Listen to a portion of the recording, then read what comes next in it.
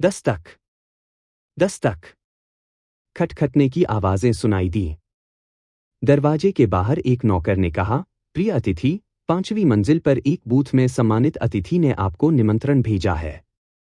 अर्जुन देव ने धक्का देकर दरवाजा खोला और कार्ड प्राप्त किया। जब उसे पता चला कि यह कौन सा बूथ था, तो उसने नौकर को भेज दिया। कार्ड पर कोई जानकारी नहीं थी, बस एक निमंत्रण था। हालांकि निमंत्रण कार्ड पर लिखे शब्द बेहद रहस्यमय और गूढ़ लग रहे थे। आशा है, मुझे निराश मत करो। अर्जुन देव ने निमंत्रण को दूर कर दिया और कुछ प्रत्याशा और सतर्कता के साथ 5वीं मंजिल पर बूथ की ओर चल दिया। फिर उसने दरवाजा खटखटाया। अर्जुन देव के निमंत्रण सौंपने के बाद कोई उन्हें बूथ में ले आया। यह पता चला कि वहां एक गुप्त मंडप के साथ एक छोटी सी दुनिया थी। काफी लोग पहले से ही गुप्त मंडप में थे। यहां तक कि अवधेश राणा भी वहां थे। कुल 9 लोग थे। अर्जुन देव को जोड़ने से यह संख्या 10 हो गई। अर्जुन देव ने जल्दी से चारों ओर देखा और अधिक आत्मविश्वास महसूस किया। बीच में काले कपड़े पहने बूढ़े आदमी के अलावा, जो आधे कदम का मार्शल सम्राट था, अन्य 8 अवधेश राणा के समान स्तर के आसपास उपभोग अर्ध सम्राट थे और खुद को बहुत गहराई से छिपा रहे थे। दाहिनी ओर एक अधेड़ उम्र का जोड़ा था जिसकी पीठ पर तलवारें थीं। निर्दयी लोगों के इस समूह में वे ही थे जिनके बारे में सबसे कम बुरी हवा थी। आधे कदम वाले मार्शल सम्राट बूढ़े आदमी के बगल में एक और बूढ़ा आदमी था जो प्राचीन लग रहा था। यह व्यक्ति शायद इस गुप्त मंडप में सभी में सबसे पुराना था, कम से कम 800 साल पुराना। इस बूढ़े आदमी ने एक पुआल केप पहना था और उसका चेहरा बूढ़ा लग रहा था। वह सांसारिक की परवाह न करने का आभास देता था। जब अर्जुन देव पहुंचे तो उन्होंने पलक भी नहीं झपकाई। एक बड़ा मोटा भी था जो काफी विकृत लग रहा था। इस मोटे ने इस तथ्य को छिपाने की कोशिश भी नहीं की कि वह अपनी पीठ पर तलवार के साथ अधेड़ उम्र की तलवारबाज को घूर रहा था, जिससे उसका साथी बेहद दुखी हो गया था। शेष 3 में से 2 महिलाएं और एक पुरुष, वे सभी फील्ड रेस के थे। उनसे आने वाली घातक आभा बहुत भारी थी, शायद बहुत से लोगों की हत्या का परिणाम था। एक महिला वेनम स्पाइडर रेस से थी। उसने काले मकड़ी के रेशम से बने अस्पष्ट वस्त्र पहने हुए थे। उसका कामुक फिगर और भयावह चेहरा एक आकर्षक हवा दे रहा था। वेनम स्पाइडर रेस समुद्री दुनिया में एक दुर्लभ राक्षस जाति थी, इसलिए अर्जुन देव की नजर एक अतिरिक्त क्षण के लिए उस पर टिकी रही। दूसरी महिला सिल्वर शार्क रेस की थी। उसने एक काला घूंघट पहना था और एक ठंडी अभिव्यक्ति दिखाई, जिसने उसके विचारों को छुपाया। अकेला नरफील्ड रेस कल्टीवेटर विशाल हाथी जाति का था। इस व्यक्ति का रंग गहरा था। जैसे ही उन्होंने अर्जुन देव को देखा, उन्होंने शत्रुतापूर्ण भाव व्यक्त किए। यह एक अत्यंत कुलीन समूह था। न केवल एक आधा कदम मार्शल सम्राट था, बल्कि यहाँ के सभी उपभोग अर्ध सम्राट भी प्रसिद्ध व्यक्ति थे। इतने मजबूत समूह के साथ वे किस तरह की अजगर की कब्र में नहीं घुस सकते थे? फिर भी नेता अभी भी चिंतित थे और उन्होंने अवधेश राणा और खुद को आमंत्रित किया। बॉस देवांश, भले ही हमें लोग नहीं मिल रहे हों, लेकिन संख्या बनाने के लिए इतनी लापरवाही से भर्ती करने की कोई आवश्यकता नहीं है। यह सोचने के लिए कि आपने एक महान पूर्णता अर्धसम्राट को भी आमंत्रित किया है, विशाल हाथी दौड़ का आदमी, जो अर्जुन देव के प्रति शत्रुतापूर्ण लग रहा था, ने तटस्थ स्वर में कहा। बव्वा, हम जहां जा रहे हैं वहां कोई भी नहीं जा सकता। अपना जीवन मत फेंको। इतना कहकर विशाल हाथी दौड़ वाला आदमी आगे बढ़ा और अर्जुन देव के कंधे पर हाथ रख दिया। फिर उन्होंने अपनी महान शक्ति का उपयोग किया, अर्जुन देव को बाहर धकेलने की कोशिश की। विशाल हाथी दौड़ को उनकी सहज असीम ताकत से जाना जाता था। यह प्रतीत होता है कि आकस्मिक धक्का वास्तव में कई हजार टन बल था। हर कोई जानता था कि वाइटल क्यूई का प्रचलन लॉ एनर्जी या क्विंटेसेंस से भी तेज था। कोई भी केवल एक विचार के साथ अपनी वाइटल क्यूई का उपयोग कर सकता है। जब समूह ने काले रंग के आदमी को अचानक एक चाल चलते देखा, तो उन सभी को उम्मीद थी कि अर्जुन देव पीछे धकेल दिए जाएंगे और गुप्त मंडप की दीवार से टकरा जाएंगे। हर किसी को आश्चर्य हुआ जब काले रंग के आदमी ने अपनी चाल चली, तो अर्जुन देव, जिन्होंने फ्लीटिंग शैडो ग्लव्स पहने थे, ने और भी तेज गति से जवाब दिया। बाद में अर्जुन देव के अभिनय के बावजूद उनका कदम पहले उतरा। पैंग! सांवली चमड़ी वाला आदमी जल्दी से तोप के गोले की तरह वापस उड़ गया। गार्ड से पकड़े जाने के कारण वह जमीन पर गिर गया, बल्कि हास्यपूर्ण लग रहा था। यह नजारा देखकर सभी की आंखें चमक उठीं। अब जब उन्होंने अर्जुन देव की ओर देखा तो उन सभी ने सतर्क रवैया अपनाया। यह विशेष रूप से अवधेश राणा के लिए था, जो बहुत आश्चर्यचकित थे। उन्हें उम्मीद नहीं थी कि अर्जुन देव की आकर्षक चाल के अलावा अर्जुन देव के पास भी इसका समर्थन करने की ताकत थी। अर्जुन देव के लिए विशाल हाथी दौड़ के कल्टीवेटर को हवा में गिराने में सक्षम होने के लिए उनकी शारीरिक शक्ति को कम करके नहीं आंका जा सकता था, भले ही उनकी गति ने भी एक भूमिका निभाई। बस वह है जिसे मैंने चुना है। मुझे आपको उसकी परीक्षा लेने की आवश्यकता नहीं है। आधे कदम वाले मार्शल सम्राट रवि कौशिक ने मेज पर रैप किया, उस काले चमड़ी वाले आदमी को रोकने के लिए चिल्लाया, जो लड़ने का इरादा रखते हुए अपने पैरों पर वापस चढ़ रहा था। उन्होंने कहा, मुझे यकीन है कि किसी को अवधेश राणा की ताकत को लेकर कोई आपत्ति नहीं है। मुझे लगता है कि इस छोटे भाई की ताकत पर भी कोई आपत्ति नहीं है ना? रवि कौशिक उदासीनता से आगे बढ़ते रहे। हा। वह शारीरिक शक्ति में एक विशाल हाथी दौड़ के कल्टीवेटर पर बढ़त हासिल करने में सक्षम था। हम कैसे आपत्ति कर सकते हैं? मोटे ने मुस्कुराते हुए जवाब दिया, काले चमड़ी वाले विशाल हाथी दौड़ के आदमी को परेशान किया। हालांकि रवि कौशिक को चेहरा देने के कारण विशाल हाथी दौड़ का आदमी यहां अपना आपा नहीं खो सका और केवल उदास महसूस करते हुए सहन कर सकता था। अन्य काश्तकारों में से किसी को भी कोई आपत्ति नहीं थी।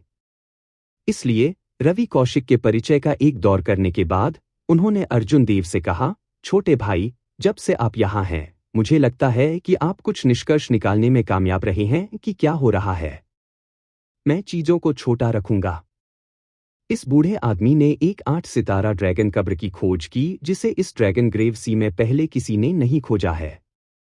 यदि छोटे भाई रुचि रखते हैं तो आप हमसे जुड़ सकते हैं। यदि आप रुचि नहीं रखते हैं तो यह भी ठीक है। मैं आपको हमारे बारे में समाचार लीक करने से रोकने के लिए कुछ दिनों के लिए आपको बाहर कर दूंगा।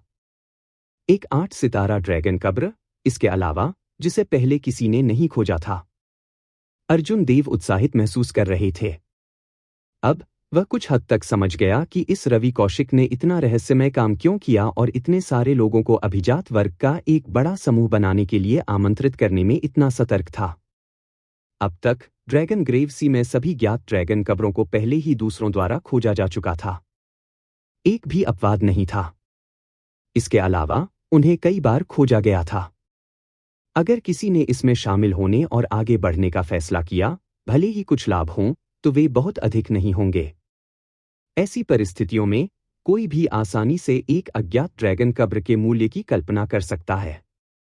रवि कौशिक ने इतने सारे लोगों की तलाश करने का कारण कोई और नहीं बल्कि यह तथ्य था कि यह एक 8 सितारा ड्रैगन कब्र थी, कुछ ऐसा जो केवल दूर के सागर ड्रैगन कब्र से आगे निकल गया था, जो एक महान निषिद्ध भूमि थी। जबकि इस ड्रैगन कब्र का मूल्य बहुत अधिक था, इसका जोखिम भी हास्यास्पद रूप से अधिक था। यहां तक कि आधे कदम वाले मार्शल सम्राट के रूप में रवि कौशिक की ताकत के साथ वह इससे निपटने में सक्षम नहीं होगा और अकेले ही सभी लाभों को निगल जाएगा। जहां तक अर्जुन देव को कुछ दिनों के लिए बाहर करने की बात है, तो शायद यह झूठ था। यदि अर्जुन देव नहीं मानते, तो यहाँ के सभी लोग शायद उन्हें चुप कराने के लिए उन पर हमला करेंगे और उन्हें मार देंगे।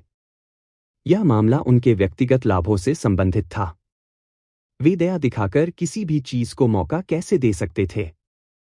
अर्जुन देव ने कुछ देर सोचा और अंत में जवाब पर आया। वह यह देखने में दिलचस्पी रखता था कि 8 सितारा ड्रैगन कब्र किस तरह का खजाना भूमि थी। महान छोटे दोस्त अर्जुन देव वास्तव में उच्च सिद्धांतवादी हैं। उस स्थिति में मैं पहले इसे स्पष्ट कर दूंगा। मेरे पास ड्रैगन कब्र में 20% खजाने का अधिकार है।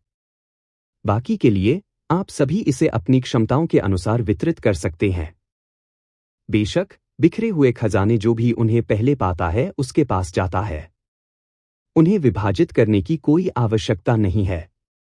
रवि कौशिक ने खजाने को वितरित करने का एक उचित तरीका सामने रखा। उसके बाद उन्होंने जारी रखा, चूंकि हम सभी एक ही टीम में हैं, इसलिए हम सभी एक ही नाव में हैं।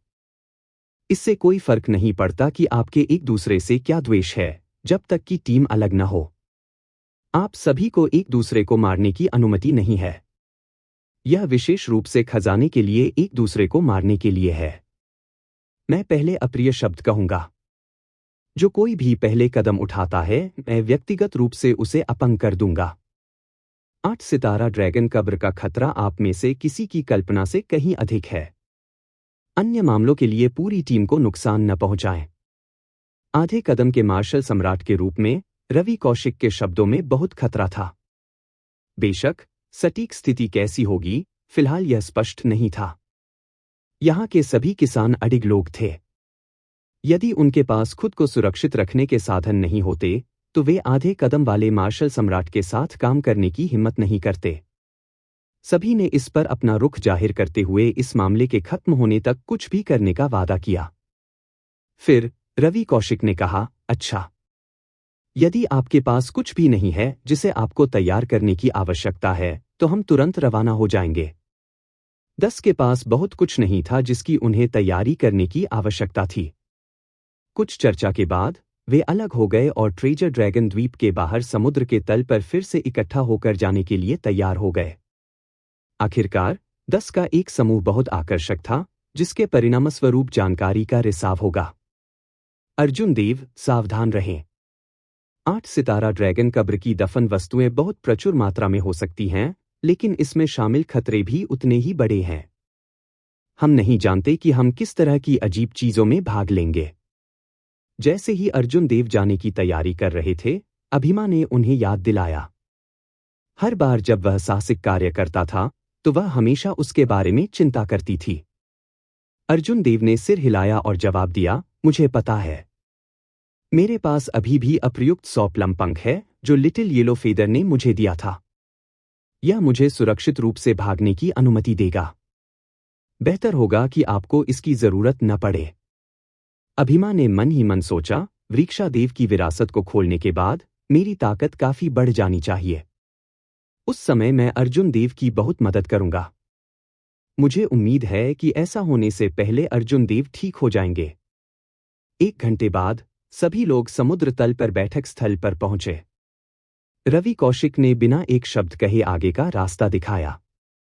रवि कौशिक का अनुसरण करते हुए समूह समुद्र तल के साथ गहराई तक जाता रहा। 10 किलोमीटर, 20 किलोमीटर। वे सतह से 100 किलोमीटर से अधिक नीचे समुद्र की गहराई तक पहुंच गए। यह जगह इतनी गहरी थी कि अंधेरे में डूबी हुई थी। कभी-कभी समूह ने कुछ अजीब चमकती मछलियां, रंगीन मूंगा और सभी प्रकार की खदानें देखी। समुद्र के तल पर दुनिया नीरस नहीं थी। बहुत सारे विशाल पेड़, घुमावदार पर्वत श्रृंखलाएं और मजबूत क्रूर पानी के नीचे के जानवर थे। जाहिर है कि रवि कौशिक इस क्षेत्र से बेहद परिचित थे और उन्होंने कई बार इसकी खोज की थी। रवि कौशिक ने रुकने से पहले कई विशाल पानी के नीचे पर्वत श्रृंखलाओं के माध्यम से बिना किसी हिचकिचाहट के समूह का नेतृत्व किया। हुश! उसने एक विशाल ऊर्जा अवरोध स्थापित किया, जिसमें सभी को घेर लिया गया और समुद्री जल को बाहर धकेल दिया।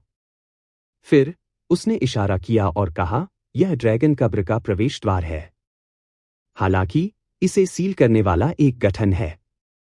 हम इसे केवल क्रूर बल का उपयोग करके खोल सकते हैं। समूह ने उस ओर देखा जहां रवि कौशिक ने इशारा किया था। 10 किलोमीटर दूर 2 धब्बेदार, प्राचीन पत्थर के दरवाजे थे जो एक विशाल गुफा को बंद कर रहे थे। मुझे अनुमति दो। गहरे रंग के विशाल हाथी दौड़ के आदमी ने एक कदम आगे बढ़ाया और ऊर्जा बाधा से बाहर चला गया। फिर वह पानी में दौड़ा, समुद्री जल को उड़ाने वाली अपार ऊर्जा। रवि कौशिक ने उस विशाल हाथी दौड़ वाले को नहीं रोका। उसने पहले भी इस पत्थर के दरवाजे का परीक्षण किया था। 1 लाख से अधिक वर्षों के बाद गठन की ताकत काफी कम हो गई थी। इसे तोड़ना मुश्किल नहीं होना चाहिए। विशाल हाथी दौड़ के आदमी ने एक पत्थर के दरवाजे पर मुक्का मारा। पूरी पर्वत श्रृंखला कांपने लगी। पत्थर के दरवाजों के ऊपर से कई चट्टानें गिर गईं, लेकिन दरवाजे में कोई स्पष्ट दरार नहीं दिख रही थी। बूम! बूम! बूम! विशाल हाथी दौड़ के आदमी ने पत्थर के दरवाजे पर घूंसे बरसाए, जिससे वह कांपने लगा जैसे कि यह किसी भी क्षण टूट जाएगा। हालांकि ऐसा नहीं हुआ, लचीले ढंग से खड़ा रहा। रवि कौशिक ने थोड़ा भौहें चढ़ा ली। इन पत्थर के दरवाजों का लचीलापन उनकी अपेक्षाओं से अधिक था। इतने लंबे समय के बाद भी यह अभी भी इस तरह की पिटाई का सामना कर सकता है। रवि कौशिक ने उस अधेड़ उम्र के दंपति की ओर देखा और कहा, जाओ उसकी मदद करो। अधेड़ उम्र के जोड़े ने अपनी तलवार कला को अंजाम दिया और उनकी पीठ पर तलवारें एक झंकार ध्वनि के साथ उनके म्यान से बाहर आ गईं। ऐसा लग रहा था कि दो गहरे समुद्र के ड्रैगन तुरंत बाहर निकल गए और पत्थर के दरवाजों से टकराने के लिए 10 किलोमीटर तैर गए। बैंग! पत्थर के दरवाजे चकनाचूर हो गए। उसके बाद दोनों तलवारें अपने म्यान में लौट आईं। इस भव्य कदम ने समूह का बहुत ध्यान आकर्षित किया।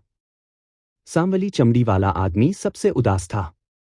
उन घूंसे पर इतना प्रयास करने के बाद पत्थर के दरवाजे उन दो तलवारों पर गिर गए।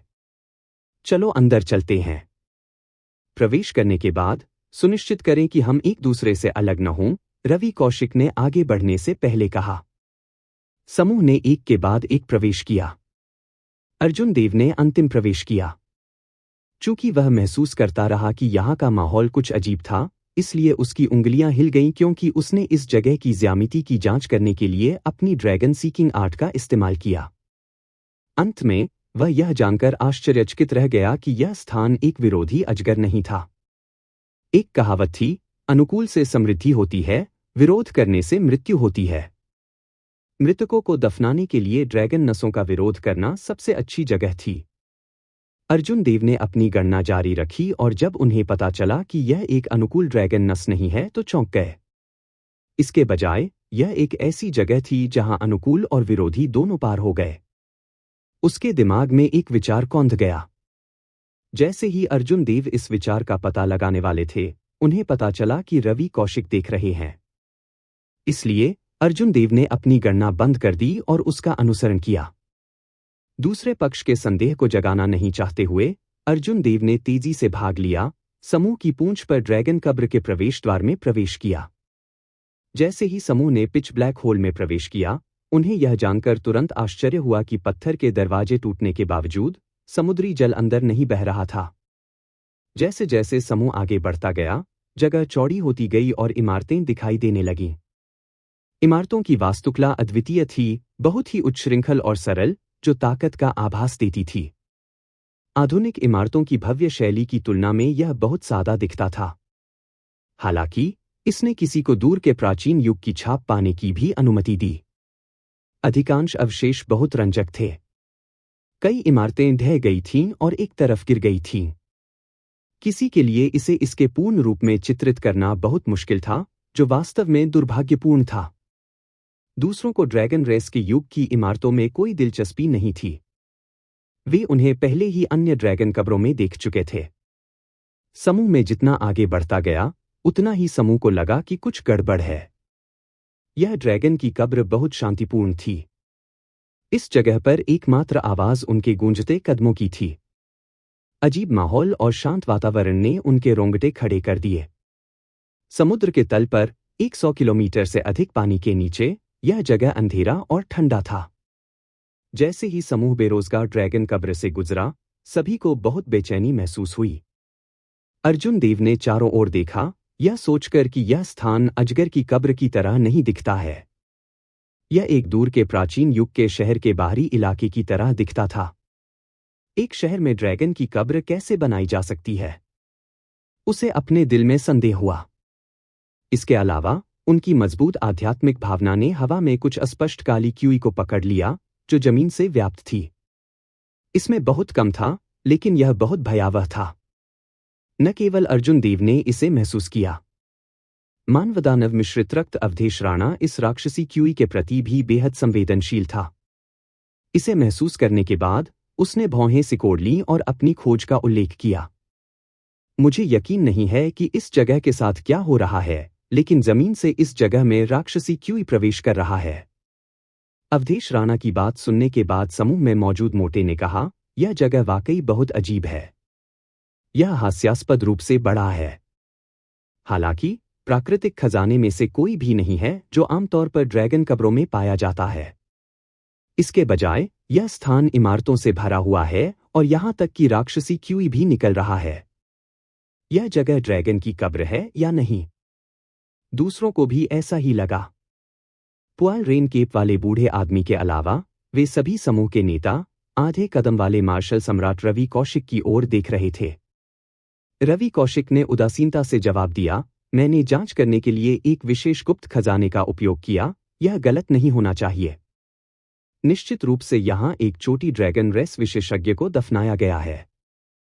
अर्जुन देव ने गुप्त खजाने के बारे में सुना था जो ड्रैगन कब्रों का परीक्षण कर सकता था। यह ड्रैगन ग्रेव सी के लिए अद्वितीय एक गुप्त खजाना था। यह 1 किलोमीटर की सीमा के भीतर समुद्र के तल को स्कैन कर सकता है और कब्र के स्वामी की आभा की ताकत के आधार पर इसे स्टार रेटिंग दे सकता है। ऐसा गुप्त खजाना अत्यंत दुर्लभ था। हालांकि यह बेहद सटीक था। चूंकि रवि कौशिक ने ऐसा कहा था, तो रेटिंग गलत नहीं होनी चाहिए। इसलिए समूह ने अवशेष पर पहुंचने और विभिन्न मार्गों में घूमने के बाद इस समस्या पर ध्यान नहीं दिया। जल्द ही वे एक घुमावदार गलियारे में आ गए। जब समूह ने गलियारे से नीचे देखा तो उन्होंने मार्ग के किनारे ड्रैगन रेस के काश्तकारों की मूर्तियां देखी।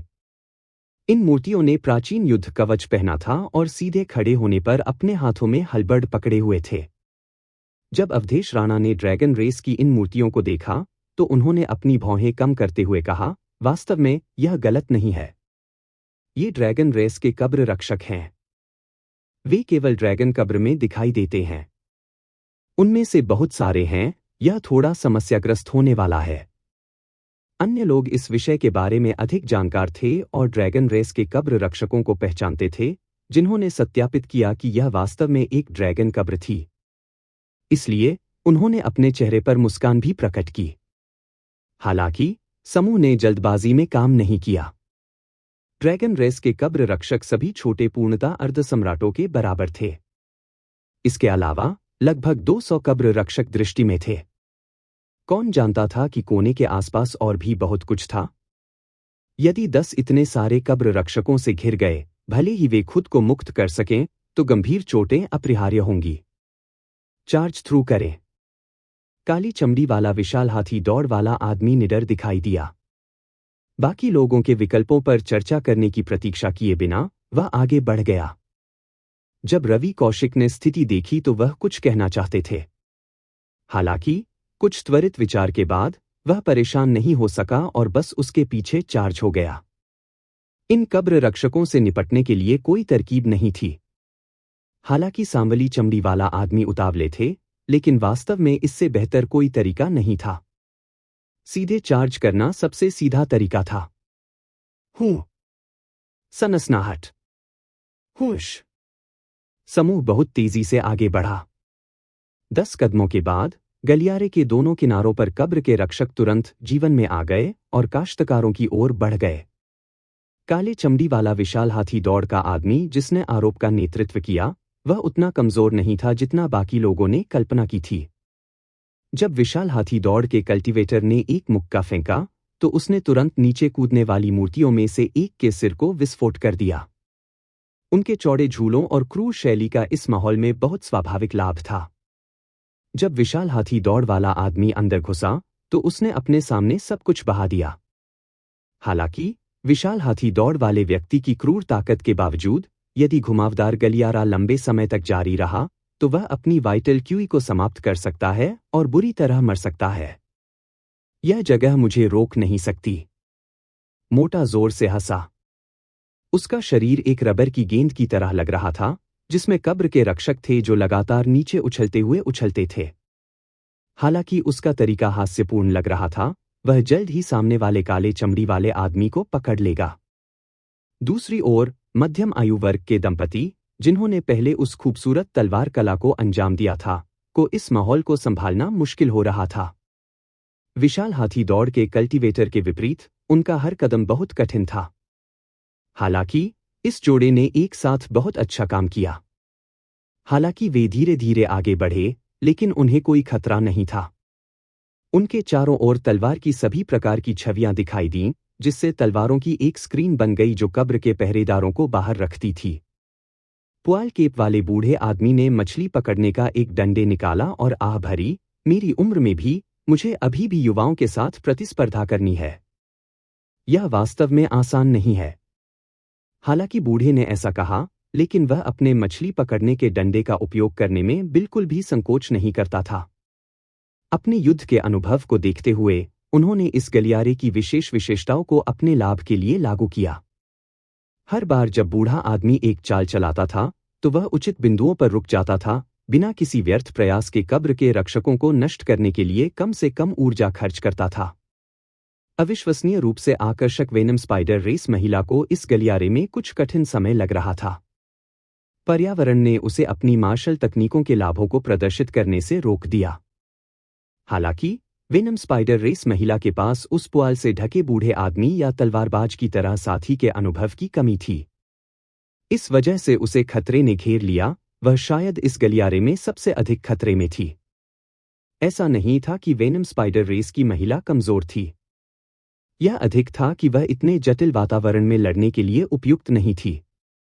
जहां तक दूसरी फियन रेस महिला की बात है, वह बहुत दबंग दिखाई दे रही थी। उसने कृपाण क्यूई को बाहर भेजते हुए अपने हाथ में एक तेज चांदी का खजाना कृपाण लिया। उसने खुद को घेरने नहीं दिया क्योंकि वह लगातार आगे बढ़ रही थी। अवधेश राणा ठंडे स्वर में मुस्कुराए और उत्कृष्ट मुट्ठी तकनीकों का एक सेट निष्पादित किया।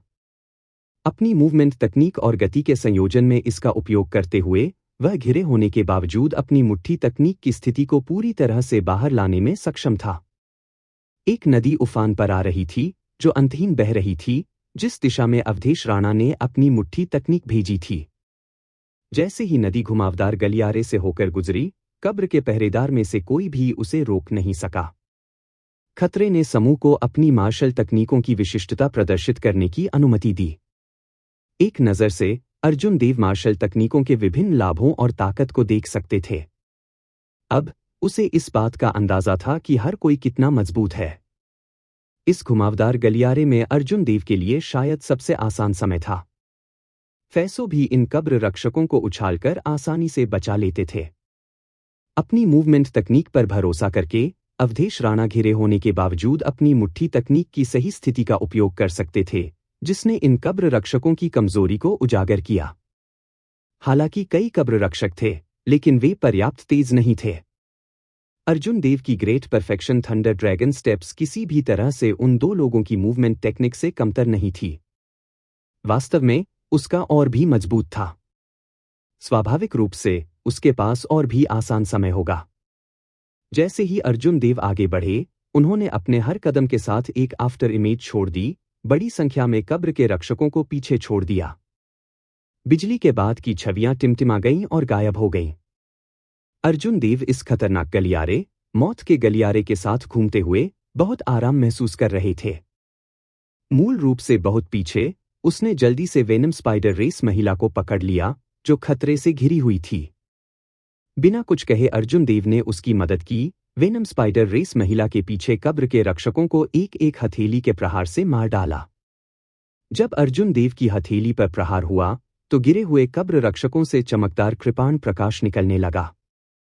फिर उनमें हजारों छेद दिखाई दिए, जो उन्हें फिर से उठने से रोकते थे। वेनम स्पाइडर रेस महिला के पीछे के सभी कब्र रक्षकों की मृत्यु के बाद उसकी स्थिति तुरंत कम हो गई। जैसे ही अर्जुन देव वहां से गुजरा, उसने उसे एक नरम धन्यवाद कहा। उसने स्वीकृति में थोड़ा सिर हिलाया। हालांकि उन्होंने इसके बारे में ज्यादा परवाह नहीं की। अगर उसने कोई कदम नहीं उठाया होता तो भी यहां वेनम स्पाइडर रेस की इस महिला की मौत नहीं होती। वह बस एक गंभीर अवस्था में होती। उसने निश्चित रूप से कुछ तुरुप के पत्ते रिजर्व में रखे। अर्जुन देव ने थंडर ड्रैगन स्टेप्स को अंजाम देना जारी रखा और आगे बढ़ते रहे। जैसे जैसे वह इत्मीनान से आगे बढ़ा, बिजली टिमटिमाती रही, जिससे वह आसानी से और बिना किसी बाधा के आगे बढ़ सका। जल्द ही वह तलवारों का इस्तेमाल करने वाले जोड़े से आगे निकल गया। हालांकि दोनों धीरे धीरे आगे बढ़े, लेकिन वे बहुत सुरक्षित थे। चूंकि उन्हें उसकी मदद की जरूरत नहीं थी, इसलिए स्वाभाविक रूप से उसने कार्रवाई नहीं की। टिमटिमाती आफ्टर इमेज के बीच अर्जुन देव ने समय समय पर कब्र के पहरेदारों द्वारा ब्रश किया। इसने कुछ हद तक मध्यम आयु वर्ग के जोड़े को आश्चर्यचकित कर दिया। अप्रत्याशित रूप से यह महान पूर्णता अर्धसम्राट, जिसे हर कोई शुरू में हे दृष्टि से देखता था, उसके निपटान में बहुत सारे साधन थे। अर्जुन देव की शारीरिक शक्ति न केवल विशाल हाथी दौड़ वाले व्यक्ति से बेहतर थी, बल्कि उनकी मूवमेंट तकनीक भी बेहद शानदार थी। अपनी प्रगति जारी रखते हुए अर्जुन देव ने भूसे की टोपी वाले बूढ़े को भी पीछे छोड़ दिया। इस बूढ़े आदमी की मदद करने के लिए उसके पास और भी कम कारण था। बूढ़े व्यक्ति के युद्ध के अनुभव को देखते हुए, उचित समय पर रुकते हुए, उसने कब्र के रक्षकों को उसे घेरने का कोई मौका नहीं दिया। इसके बजाय उसने कब्र के रक्षकों को एक साथ अव्यवस्थित करने और एक दूसरे के रास्ते में आने के लिए पर्यावरण और अपने मछली पकड़ने के डंडे का इस्तेमाल किया। मैं वास्तव में पहले से ही बूढ़ा हो गया हूं। आज के युवा पहले से भी ज्यादा डरावने हैं। जैसे ही भूसे की टोपी वाले बूढ़े व्यक्ति ने अर्जुन देव को अपने पास से गुजरते हुए देखा, उसने इस तरह से आह भरी कि यह बताना असंभव हो गया कि उसकी भावना वास्तविक थी या नहीं। फिर बूढ़े व्यक्ति ने अपने मछली पकड़ने के डंडे को घुमाया और पारदर्शी मछली पकड़ने की रेखा ने 3 लकड़ी के कब्र रक्षकों के सिर को फाड़ दिया, जो फिर से खड़े होने में असमर्थ थे। अगला एक अर्जुन देव ने silver shark race blades woman को पीछे छोड़ दिया। यह महिला बहुत सुंदर लग रही थी। हालांकि जब वह चली गई तो वह शैतान की तरह बन गई। उसकी असीम दबंग आभा ने सभी को महसूस होने पर 3 कदम पीछे हटने के लिए मजबूर कर दिया। Silver shark race blades woman की कृपाण तकनीक अत्यधिक दबंग थी। चांदी की कृपाण क्यूई जो उड़ती थी, पूरे गलियारे में लगभग हर जगह फैल गई। किसी भी परेशानी को आकर्षित करने की इच्छा नहीं रखते हुए अर्जुन देव ने धीरे से जमीन से धक्का दिया और हवा में बहते हुए एक पेड़ के पत्ते की तरह बन गया, क्योंकि वह क्रूर और घने कृपाण क्यूई की किस्में बुन रहा था। सिल्वर शार्क रेस महिला की हरकतें रुक गईं। अर्जुन देव की मूवमेंट तकनीक को देखकर वह चौंक गई। उसने मन ही मन सोचा, इस आदमी की ताकत असाधारण है।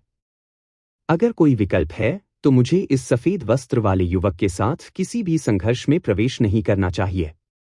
जैसे ही अर्जुन देव ने एक एक करके समूह के सदस्यों को पीछे छोड़ दिया, शुरू में अंतिम अर्जुन देव पीछे से आगे की ओर बढ़ गए और आगे बढ़ने वाले अवधेश राणा मोटे और गहरे रंग के विशाल हाथी दौड़ के कल्टीवेटर के साथ आगे बढ़े। अर्जुन देव केवल आधे कदम वाले मार्शल सम्राट रवि कौशिक के पीछे थे, जो आगे बढ़ रहे थे। हालांकि ऐसा इसलिए था क्योंकि वह उद्देश्य पर पीछे हट गया था। अगर वह चाहता तो वह रवि कौशिक के साथ आगे बढ़ सकता था। अर्जुन देव को अपनी ताकत को बहुत जल्दी उजागर करने की कोई जरूरत नहीं थी। यह पीछे चलने और यह सुनिश्चित करने के लिए पर्याप्त होगा कि वह लाभ में न खोए। अर्जुन देव के अलावा अन्य 3 सभी आगे बढ़ने की कोशिश कर रहे थे, किसी और को स्वीकार करने के लिए तैयार नहीं थे। यह विशेष रूप से विशाल हाथी दौड़ के कल्टीवेटर और अवधेश राणा के लिए था। हालांकि हर किसी के पास ऐसी चीजें थीं जिनमें वे अच्छे थे। एक दूसरे से ज्यादा आगे निकलना आसान नहीं था। घुमावदार गलियारा लगभग 9 बार कुंडलित हुआ। मोटा जो रबर की गेंद की तरह इधर उधर उछल रहा था, वह रुकने के बाद जोर से हांफने लगा, अविश्वसनीय रूप से थका हुआ महसूस कर रहा था। काले रंग के आदमी ने भी रास्ते में बहुत सारी ऊर्जा समाप्त कर दी थी। अंत में वह बहुत थका हुआ था, इसलिए वह जल्दी से बैठ गया और ठीक होने के लिए अपनी ऊर्जा प्रसारित की। अवधेश राणा ने अपनी आंखें बंद कर लीं और आराम करने लगा, हिलने डुलने का कोई इरादा नहीं दिखाया। यद्यपि उनकी मुट्ठी तकनीक लगातार बहती रही, लेकिन किसी प्रकार के चक्र के परिणामस्वरूप इसका स्रोत लगभग अंतहीन था। इसलिए इसका खर्च हास्यास्पद रूप से अधिक नहीं था। फिर भी इस कदम ने अभी भी अवधेश राणा को इतनी बुरी तरह से थका दिया कि वह हिलना नहीं चाहते थे। केवल अर्जुन देव बेहद निश्चिंत थे, जैसे कि कुछ हुआ ही न हो। वर्तमान में उसने लापरवाही से जगह के चारों ओर देखा। जब रवि कौशिक ने यह सीन देखा तो वह कुछ हैरान रह गए, लेकिन उन्होंने इसके बारे में ज्यादा नहीं सोचा। जल्द ही पुआल से ढका बूढ़ा आदमी एक समान रंग के साथ और आसानी से सांस लेने के साथ आया। बाद में सिल्वर शार्क रेस महिला, वेनम स्पाइडर रेस महिला और मध्यम आयु वर्ग के जोड़े ने एक के बाद एक पकड़ा। वे बिना किसी दुर्घटना के गलियारे में अराजक लड़ाई को पार करने में कामयाब रहे, बस एक कठिन अनुभव। रवि कौशिक को जारी रखने की कोई जल्दी नहीं थी। समूह ने अपनी यात्रा तभी शुरू की जब सभी ने आराम किया और अपनी चरम स्थिति में वापस आ गए। गलियारे के अंत में एक खाली अवशेष था। इस क्षेत्र के बाद कुछ भी हासिल नहीं करने के लिए समूह के सामने एक प्राचीन जंगल दिखाई दिया। पेड़ों की लकड़ी लाल रंग की थी और पेड़ शायद पहले से ही लंबे समय तक जीवित थे। ये ड्रैगन ब्लड ट्री हैं, जिन्हें प्राचीन ड्रैगन रेस ने अपने खून से पानी पिलाकर उगाया था। चूंकि पहले कोई भी यहां नहीं आया है, इसलिए हमें यकीन है कि हम कुछ ड्रैगन ब्लड फूल ढूंढ पाएंगे। रवि कौशिक बल्कि जानकार थे, उसने एक नज़र से इन कुछ भयावह दिखने वाले प्राचीन पेड़ों को पहचान लिया। ड्रैगन ब्लड फ्लावर्स एक प्राकृतिक खजाना था जो आमतौर पर ड्रैगन कब्रों में पाया जाता था। वे बेहद कीमती थे और एक कृषक की वंश को मजबूत कर सकते थे और अपनी प्रतिभा बढ़ा सकते थे। ड्रैगन ब्लड फ्लावर भी ड्रैगन ब्लड पिल का मुख्य घटक था, जो शहरों के लायक था। ज्ञात ड्रैगन कब्रों का पहले ही कई बार पता लगाया जा चुका है, इसलिए किसी भी ड्रैगन ब्लड फ्लावर को प्राप्त करना लगभग असंभव था। यहाँ ड्रैगन ब्लड ट्री के व्यापक जंगल ने सभी को कुछ उम्मीद जगाई।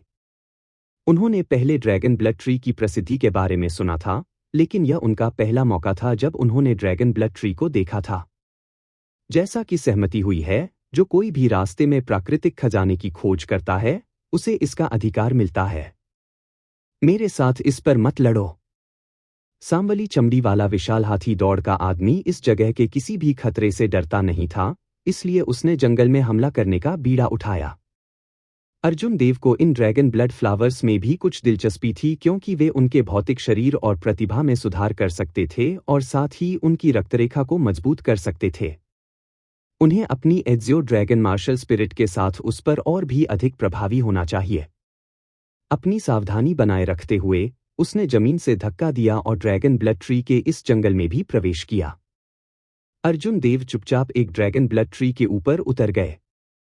जब उसने सत्यापित किया कि आसपास कोई नहीं था, तो उसने अपनी स्वर्गीय आंख खोली। इस स्थान पर आध्यात्मिक भावना और धारणा कुछ हद तक प्रतिबंधित थी। यदि समूह ड्रैगन ब्लड फ्लावर ढूंढना चाहता था, तो उन्हें अपनी आंखों पर निर्भर रहना पड़ता था। स्वर्गीय नेत्र रखने वाले अर्जुन देव के पास निस्संदेह कई फायदे थे। अपनी स्वर्गीय आंख खोलने के बाद उसने तुरंत पूरे जंगल में अपनी निगाहें घुमाईं, स्पष्ट रूप से हर कोने को देखा और उन्हें अपने दिमाग में अंतहीन रूप से चमकने वाले दृश्यों में बदल दिया। 1 फूल, 2 फूल, 3 फूल। जल्द ही अर्जुन देव को 100 से अधिक फूल मिले। कुछ के अलावा जो उससे बहुत दूर थे या दूसरों के बहुत करीब थे, वह उनमें से अधिकांश को प्राप्त करने के लिए आश्वस्त था। स्वर्गीय आंख बंद करने के बाद उन्होंने एक गहरी सांस ली और फ्रीडम विंग्स को फहराया। फिर उन्होंने थंडर ड्रैगन स्टेप्स को अंजाम दिया और ड्रैगन ब्लड ट्री के जंगल में ड्रैगन ब्लड फ्लावर्स को इकट्ठा करना शुरू कर दिया। हूँ, सनसनाहट, होश। पूरी गति से आगे बढ़ते हुए अर्जुन देव इतने तेज थे कि वह जंगल में इधर उधर छलांग लगाने वाली छाया की तरह थे, क्योंकि उन्होंने ड्रैगन ब्लड फ्लावर्स को इकट्ठा किया था। जंगल के अंदर काली चमड़ी वाले कल्टीवेटर ने एक ड्रैगन ब्लड फ्लावर देखा और तुरंत खुशी की अभिव्यक्ति प्रकट की। उसने जाने और उसे लेने के लिए अपने पैर बदल दिए। हालांकि एक आकृति हवा की तरह आई, जो सामने दौड़ती हुई और पहले ड्रैगन ब्लड फ्लावर को उठाती थी। अर्जुन देव, इससे आपका क्या मतलब है? मैंने इसे सबसे पहले खोजा। क्या आप उन नियमों को तोड़ने की कोशिश कर रहे हैं जो बॉस देवांश ने निर्धारित किए थे? यह देखकर कि यह अर्जुन देव था, काले रंग का आदमी गुस्से में कांप उठा, क्योंकि वह चिल्लाया, इस मामले को आराम नहीं करने देने का फैसला किया। चिल्लाने से आसपास के कुछ लोग अपनी ओर आकर्षित हो गए। जब उन्होंने अर्जुन देव को पेड़ की शाखा पर देखा, तो उन सभी ने एक जटिल अभिव्यक्ति का एक निशान प्रकट किया। अर्जुन देव बहुत तेजी से आगे बढ़े और उनकी आंखें बहुत तेज थीं। 1 से अधिक लोगों ने उसे घूमते हुए देखा था और हर बार जब वह रुकता था, तो उसे कुछ हासिल होता था। वे पहले से ही उससे ईर्ष्या कर रहे थे। अब जब काले रंग के आदमी को कोई कारण मिल गया, तो दूसरों ने उसे निशाना बनाने के बारे में सोचा। देखने आने वाले लोगों की संख्या बढ़ गई। यहां तक कि रवि कौशिक भी दिखाई दिए। अर्जुन देव जानते थे कि मामला उड़ गया है, उनका प्रदर्शन बहुत आकर्षक था। हालांकि अर्जुन देव ने कोई डर नहीं दिखाया। उसने काले रंग के आदमी को ठंड से देखा और जवाब दिया, आप अधिक सोच रहे हैं। वरिष्ठ यांग ने कहा कि जो कोई भी इसे पहले प्राप्त करेगा वह इस पर अधिकार प्राप्त करेगा, जिसने इसे पहले देखा है वह इसका अधिकार प्राप्त नहीं करेगा। यहां तक कि अगर यह विचार किया जाए कि इसे पहले किसने देखा तो भी अर्जुन देव सही होंगे। उसने यहां सभी ड्रैगन ब्लड फूल देखे थे जब उसने अपनी स्वर्गीय आंख खोली थी। चाहे कुछ भी हो, विवेक अर्जुन देव के साथ खड़ा था। इस उत्तर ने काले चमड़ी वाले आदमी को स्तब्ध कर दिया। उन्हें उम्मीद नहीं थी कि अर्जुन देव इस तरह से खंडन करेंगे। अवाक विशाल हाथी दौड़ का आदमी कुछ हद तक शब्दों के लिए नुकसान में था। तो उसने कहा, मुझे परवाह नहीं है। मैंने यह ड्रैगन ब्लड फ्लावर देखा, इसलिए आपको इसे मुझे देना होगा। अन्यथा मुझे निर्दयी होने के लिए दोष मत दो। अर्जुन देव ने ठंडे स्वर में जवाब दिया, आप मेरे साथ निर्दयी होने की कोशिश कर सकते हैं। देखो मैं तुमसे डरता हूं या नहीं। दोनों के बीच का माहौल टेंडर होता देख रवि कौशिक ने झट से कहा, अर्जुन देव, बस उसे ड्रैगन ब्लड फ्लावर खाने दो। आपको ड्रैगन ब्लड फ्लावर्स की कमी नहीं है। वास्तव में भले ही हम सभी ने अपने ड्रैगन ब्लड फ्लावर्स को एक साथ इकट्ठा कर लें, यह उतना नहीं होगा जितना आपका है ना। रवि कौशिक के स्पष्ट रूप से काले चमड़ी वाले व्यक्ति का पक्ष लेने के बावजूद अर्जुन देव ने हार मानने के बारे में बिल्कुल भी नहीं सोचा। सिर्फ इसलिए कि मैं दूसरों की तुलना में बहुत अधिक सक्षम हूं, मुझे उन्हें रास्ता देना होगा। यह बिल्कुल अनुचित था। इसके अलावा इस सर्कल में अगर कोई कमजोरी दिखाता है और हार मान लेता है तो बाद में इसका कोई अंत नहीं होगा। मानव लालच कभी भी संतुष्ट नहीं हो सकता था। मैं एक कदम भी पीछे नहीं हट सकता। अर्जुन देव ने उदासीनता से ड्रैगन ब्लड फ्लावर को अपनी यूनिवर्स रिंग में रख दिया। फिर उन्होंने अपने बाएं हाथ में लूनर शैडो कृपाण को पकड़ लिया, चुपचाप इस मामले पर अपना रुख व्यक्त किया। जैसे ही अर्जुन देव और विशाल हाथी जाति का आदमी आपसी दुश्मनी की स्थिति में थे और लड़ाई शुरू करने वाले थे, तभी मोटा अचानक चिल्ला उठा, अरे नहीं, यह क्या है। मोटा पीछे पहुंचा और पकड़ लिया, फिर मांस का एक बड़ा हिस्सा निकाला। एक लाल रंग का कीड़ा अपने छोटे से मुंह के साथ जल्दी से मांस को चबाते हुए उसके हाथ में दिखाई दिया। फैट्सो के हाथ में लाल रंग का बग 2 सेंटीमीटर से अधिक लंबा नहीं था। हालांकि जिस मांस के टुकड़े को वह चबा रहा था वह हथेली के आकार का लगभग आधा था, जिससे पता चलता था कि उसके दांत कितने तेज थे और यह कितना भयानक था। स्थिति बेहद अजीब थी। लाल रंग के बग की अचानक उपस्थिति और फैट्सो की दर्द की चीख ने सभी की निगाहों को खींच लिया। जब सभी ने उस स्कारलेट बग को चबाते और मांस खाने की गति देखी तो उन्हें लगा कि उनकी रीढ़ की हड्डी में ठंडक दौड़ रही है। तुम्हारी इस प्रभु का मांस खाने की हिम्मत कैसे हुई? मैं तुम्हें मौत के घाट उतार दूंगा। मोटा अपने गुस्से को रोक नहीं सका। उसने कुछ बल का उपयोग करते हुए गुस्से से अपने हाथों को एक साथ ताली बजाई। तभी उसकी हथेलियों के बीच एक तीव्र विस्फोट हुआ। इससे भी चौंकाने वाली बात यह थी कि जब मोटे ने उसके हाथ अलग किए तो लाल रंग का बग अभी तक मरा नहीं था। उसने अपने पंख फैलाए और ऊपर की ओर छलांग लगाई, फिर मोटे के दाहिने गाल पर उतरा। उसके बाद कीड़े ने मोटे के चेहरे से मांस का एक बड़ा टुकड़ा निकाल दिया। जब बाकी लोगों ने मोटे के खूनी चेहरे को देखा, आंखों के लिए एक क्रूर दृश्य, उनकी खोपड़ी डर से कुछ हद तक सुन्न हो गई। स्कारलेट बग की गति बहुत तेज थी और यह दबाव के प्रति भी बहुत प्रतिरोधी थी। इसलिए यह दृश्य सभी की आंखों के सामने हुआ। होश! रवि कौशिक का रिएक्शन सबसे तेज था। वह तेजी से बिजली की गति से आगे बढ़ा और उस लाल रंग की कीड़े को पकड़ लिया, जिससे चर्बी बच गई। जल्दी से चले जाओ। यह एक प्राचीन उत्परिवर्तित जानवर ड्रैगन ब्लड बग है। वे झुंड में एक साथ रहते हैं। जल्दी करो, छोड़ो, अब जाओ। इस आधे कदम वाले मार्शल सम्राट की आंखों में डरावनी चमक उठी। उसने अपनी उंगली झटकने और ड्रैगन ब्लड बग को मारने से पहले ज्यादा स्पष्टीकरण नहीं दिया। फिर वह तुरंत जंगल से बाहर निकल गया। बाकी लोग समझ नहीं पा रहे थे कि क्या हो रहा है। हालांकि जिसने भी फैट्सो की खेदजनक स्थिति को देखा वह डर जाएगा। अर्जुन देव और सांवली चमड़ी वाले व्यक्ति के बीच की रंजिश की अब किसी को परवाह नहीं थी। वे सभी एक जंगली डैश बनाते हुए रवि कौशिक का पीछा करते हैं। Buzz buzz buzz. अनगिनत ड्रैगन ब्लड कीड़ों के पंख फड़फड़ाने की आवाज पूरे जंगल में गूंज उठी। पेड़ों से ड्रैगन ब्लड कीड़ों की एक हास्यास्पद संख्या उड़ गई, जिससे अर्जुन देव और अन्य लोगों के बेहद भद्दे भाव सामने आए। किसी को भी ऐसी स्थिति की उम्मीद नहीं थी।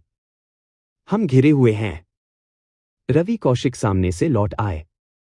यहां तक कि अपने आधे कदम वाले मार्शल सम्राट की ताकत के साथ उन्होंने समूह को छोड़ने और बहुत आगे जाने की हिम्मत नहीं की। पलक झपकते ही स्थिति जीवन मरण का संघर्ष बन गई। इस ड्रैगन कब्र ने इसे ऐसा बना दिया कि वे बिल्कुल भी आराम नहीं कर सकते थे। आने वाले लाल रंग के कीड़ों का सामना करने के लिए समूह एक घेरे में इकट्ठा हुआ। यहां किसी की भी हिम्मत नहीं थी कि वह अहंकारी हो और अकेले लड़ने की कोशिश करे। ड्रैगन ब्लड बग्स का लचीलापन समूह के लिए आंखें खोलने वाला था। केवल एक स्थान पर अपने बल को केंद्रित करके ही वे ड्रैगन ब्लड बग को मार सकते थे। हालांकि इसे देखते हुए समूह एक हमले से कई लोगों को नहीं मार सका। इन हजारों ड्रैगन ब्लड बग्स का सामना करते समय भले ही 10 काश्तकारों ने अपनी गति को सीमा तक बढ़ा दिया हो, लेकिन उन्होंने बिल्कुल भी आराम करने की हिम्मत नहीं की। हर किसी को ड्रैगन ब्लड बग के अपने शरीर पर उतरने का डर था। जब उन्होंने फैट्सो की खेदजनक स्थिति और ड्रैगन ब्लड बग के उनके शरीर पर पड़ने के परिणामों के बारे में सोचा, तो किसी ने भी आराम करने की हिम्मत नहीं की। भले ही अर्जुन देव का भौतिक शरीर बहुत मजबूत था, लेकिन वह ड्रैगन ब्लड बग को इसका परीक्षण करने देने के लिए तैयार नहीं था। अर्जुन देव ने अपनी कृपाण के ब्लेड में बिजली कृपाण की आत्मा की शक्ति का संचार किया।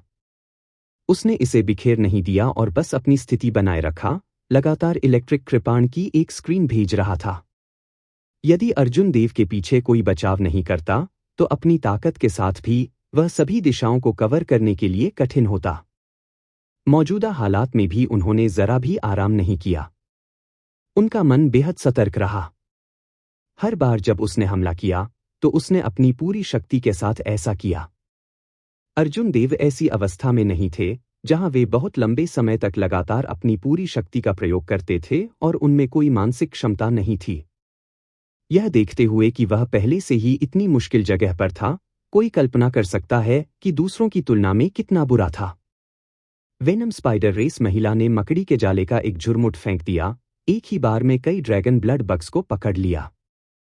हालांकि इससे पहले कि वह मुस्कुरा पाती, उसने देखा कि अन्य ड्रैगन ब्लड बग्स उड़ते हैं और कुशलता से मकड़ी के जाले को काट लेते हैं। हालांकि यह कदम किसी भी महत्वपूर्ण बचाव का नहीं था, लेकिन उसकी इस क्षमता ने उसे थोड़ा आराम करने की अनुमति दी। 10 लोगों में से जिसके पास सबसे आसान समय था, वह भूसे की टोपी वाला बूढ़ा आदमी था। उसका रेन केप किस तरह के पुआल से बना था, यह अज्ञात था, लेकिन इसने एक गंध दी जिसने ड्रैगन ब्लड कीड़े को खदेड़ दिया। फिर भी इस बूढ़े व्यक्ति ने एक सावधान अभिव्यक्ति बनाए रखी, बिल्कुल भी आराम नहीं किया। उनके स्ट्रॉ केप के प्रभाव की शायद एक समय सीमा थी। उस दिशा में ड्रैगन ब्लड बग कम है। हमें इस तरह से घेरे से बाहर निकलने की कोशिश करनी चाहिए, मोटा चिल्लाया क्योंकि वह एक दिशा में देख रहा था। इस समय तक उसने पहले से ही अपने चेहरे पर घाव लपेटने के लिए कपड़े के एक टुकड़े का इस्तेमाल किया था। रवि कौशिक ने उस दिशा में नजर डाली और उदासीनता से कहा, यही तो वापस जाने का रास्ता है। जैसे ही रवि कौशिक ने यह कहा, उनके चेहरे पर खुशी प्रकट करने वाले लोगों के भाव ठिठक गए। किसी ने और कुछ नहीं कहा। यदि समूह उस दिशा में घेरे से बाहर निकल जाता है जिससे वे आए थे, तो वे पीछे हटने की कोशिश कर रहे होंगे। 8 सितारा ड्रैगन कब्र के प्रलोभन का सामना करते हुए कोई भी ऐसा करने को तैयार नहीं था। किसी भी तुरुप का पत्ता मत पकड़ो। बूढ़े आदमी मैट से नेतृत्व करो। हम एक साथ चार्ज करेंगे, नहीं तो हम यही मर जाएंगे। रवि कौशिक ने अपने दोनों हाथों को हिलाया और अपनी उंगलियों को झटका दिया, जिससे तेज हवाएं चल रही थीं। उसके पैरों पर कई कीड़े की लाशें दिखाई दी। रवि कौशिक ने जिस दिशा का बचाव किया वह सबसे अधिक ड्रैगन ब्लड बग्स वाला था। अब वह पुआल की टोपी वाले बूढ़े आदमी को नेतृत्व सौंपना चाहता था। स्वाभाविक रूप से ऐसा इसलिए था क्योंकि वह उस पुआल केप की क्षमता के बारे में अत्यधिक सोचता था। भूसे से ढके बूढ़े ने कहा, बहुत अच्छा, मैं नेतृत्व करूंगा। हालांकि मैं इसे पहले कहूंगा। आप सभी के पास कोई अन्य विचार नहीं है? नहीं तो यहां सब मर जाएंगे। अपने जीवन के साथ खेल मत खेलो। चार्ज। रवि कौशिक की जगह लेने के बाद मूल रूप से सुस्त दिखने वाले बूढ़े व्यक्ति ने एक जबरदस्त आभा और एक भयानक शक्ति जारी की जो वास्तव में रवि कौशिक की तुलना में कमजोर नहीं थी। यह बूढ़ा आदमी जितना स्वीकार करने की परवाह करता था उससे कहीं अधिक समय तक जीवित रहा था। उनकी खेती हास्यास्पद रूप से मजबूत थी। अब जब यह सब अचानक फट गया तो यह वास्तव में चौंकाने वाला था। अन्य लोग यह भी जानते थे कि इसे जीवन मृत्यु की स्थिति के रूप में वर्णित करना कोई अतिशयोक्ति नहीं होगी। इसलिए उन्होंने अपने तुरुप के पत्ते नहीं रोके। वेनम स्पाइडर रेस महिला चिल्लाई और अपने राक्षस रूप को प्रकट किया, एक विशाल काली मकड़ी में बदल गई। उसके 8 पैरों में से प्रत्येक एक तेज खजाने की कृपाण की तरह था।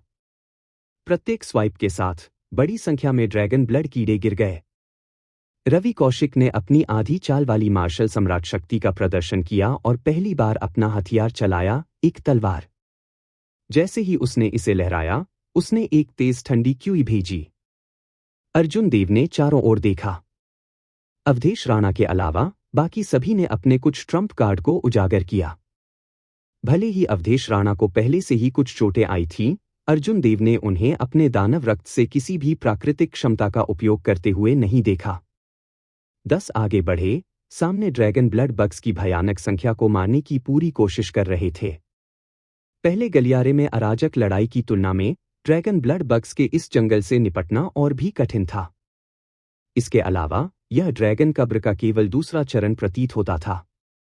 अब सभी ने अपने लिए 8 सितारा ड्रैगन कब्र के खतरे का पूरी तरह से अनुभव किया। 10 में से अधिकांश ने अपने कुछ तुरुप के पत्तों को उजागर करने के साथ समूह कई छिपे हुए ड्रैगन ब्लड बग्स के जंगल से बाहर निकलने में कामयाब रहा। हर किसी के शरीर पर अलग अलग गंभीरता के घाव थे। जैसे ही ड्रैगन ब्लड कीड़े ने उसे काट लिया, उन्होंने मांस का एक बड़ा टुकड़ा निकाल लिया। नुकसान से निपटने का यह सरल और कच्चा तरीका न केवल दर्दनाक था, बल्कि उनसे जल्दी उबरने का कोई तरीका भी नहीं था। हालांकि अर्जुन देव परिणाम से कुछ हद तक उदास थे, लेकिन उन्होंने देखा कि उनकी बाहों पर घाव दूसरों की तुलना में बहुत छोटे थे। उसे यकीन नहीं था कि रोना है या हंसना है।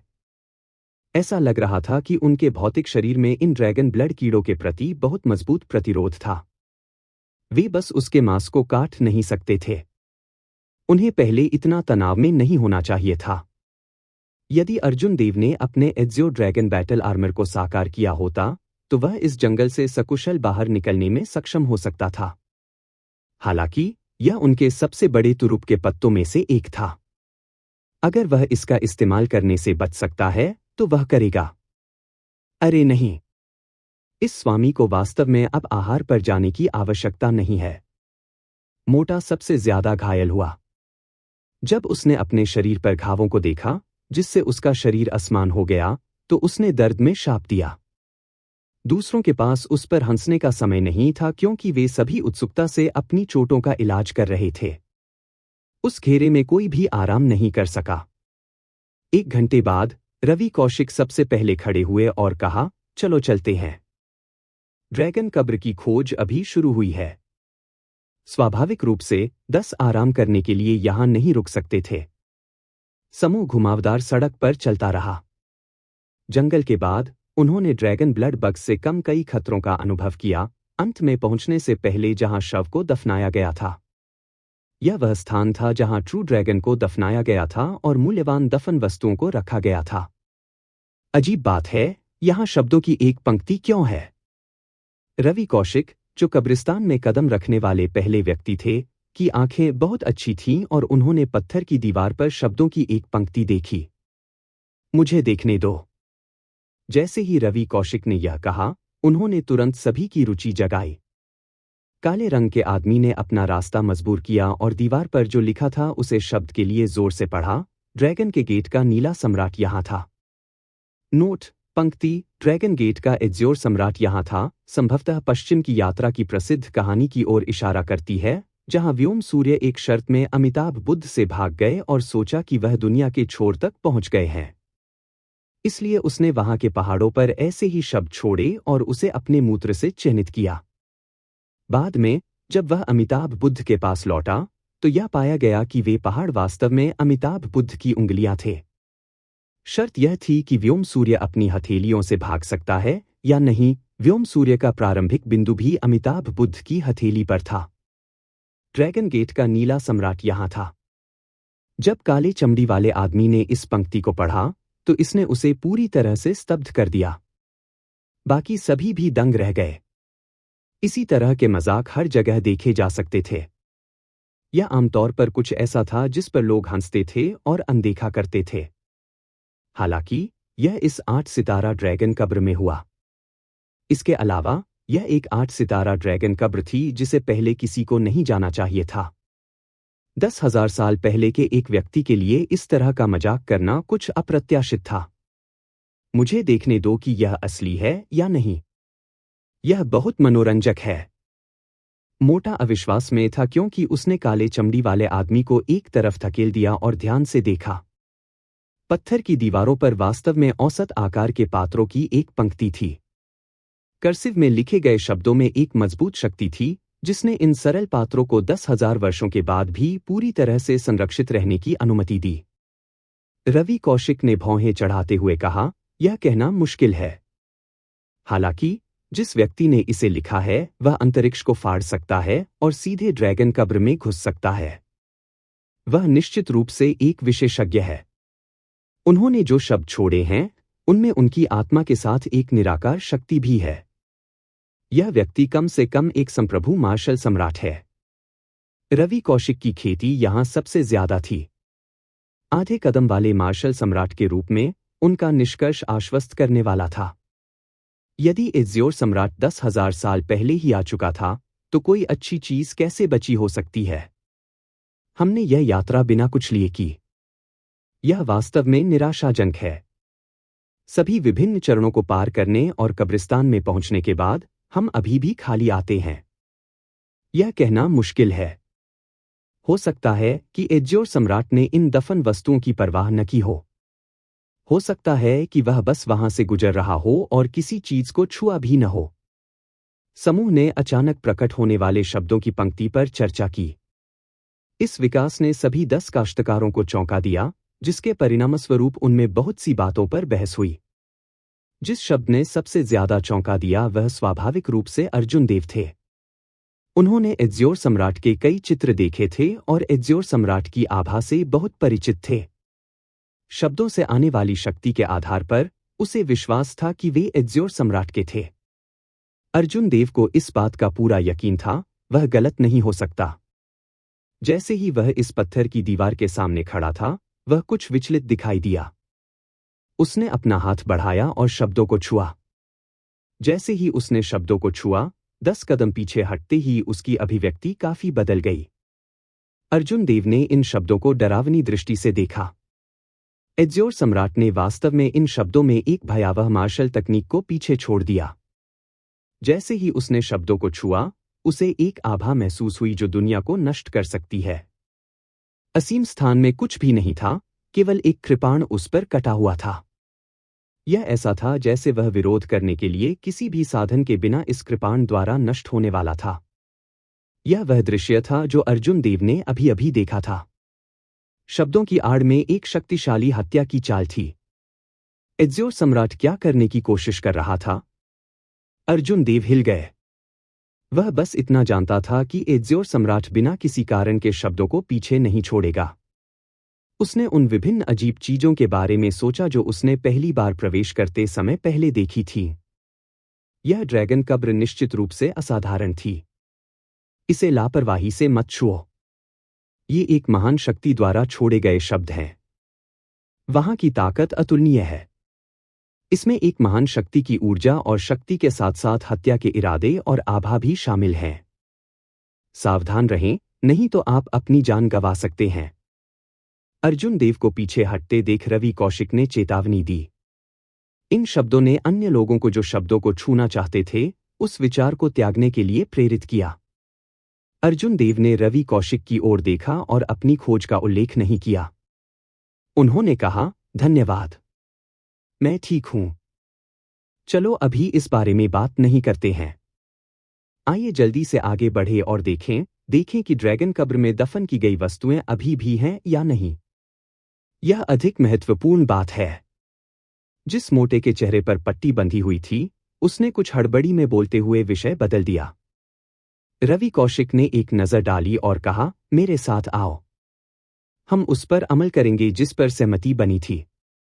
यदि कोई दफन वस्तु है तो मैं 20% लूंगा। उसके बाद आप बाकी को समान रूप से विभाजित करेंगे। मैं इस जगह पर खजाने का प्रबंधन करने वाला भी होऊंगा।